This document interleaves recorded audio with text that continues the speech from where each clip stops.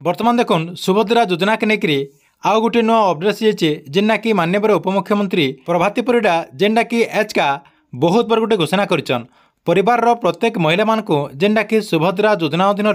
टंका देवा लगे माननीय उपमुख्यमंत्री प्रभाती परिडा सूचना देछन। गोटे परिवार रे जेतेटा महिला थिबे समस्त को जेनटा कि राज्य सरकार आपणकर जेन सुभद्रा योजना रही है सुभद्रा योजना रे टंका देवा लगे आज विधानसभा रे घोषणा करा जायछि। पूर्वरु आपणकर जेन नियम थिला जेना कि आपणकर जेन सुभद्रा योजना रही सुभद्रा योजना जेन गाइडलाइन थिला से गाइडलाइन रे थिला जे प्रत्येक परिवार रो जनके जेनटा कि आपणकर सुभद्रा योजना अधीन रे टंका देवा लगे आगरू घोषणा करा जायतिला एचका किंतु माननीय मंत्री जेनटा कि सुभद्रा योजना के लेकर आउ गोटे नुआ निष्पत्ति नहींछन से कहिछन जे राज्यर प्रत्येक महिला माने जेनटा कि सुभद्रा योजना अधीन रे टंका पे पारबे सेंता कि आपणकर गोटे परिवार रे 3 लाख रु 4 लाख थिले भी आपने सुभद्रा योजना अधीन रे टंका पे पारबे। इतार संगे संगे सरकार तरफ जेन घोषणा करा जायछि से घोषणा अनुसार गोटे परिवार रे जेतेटा महिला थिबे समस्त को जेनटा कि आपणकर जेन सुभद्रा योजना रही सुभद्रा योजना अधीन रे टंका मिलवा।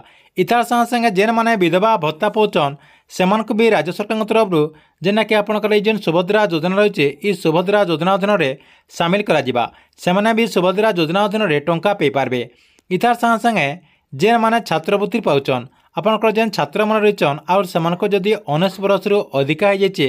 सेमाने भी जेनटा कि आपणकर जेन सुभद्रा योजना रही सुभद्रा योजना अधीन रे टंका पे पारबे। इतार संगे संगे माननीय मंत्री आउ गोटे सूचना देछन कॉलेज छात्री जेन माने अछन सेमानक जदि 19 वर्ष रु अधिका किंबा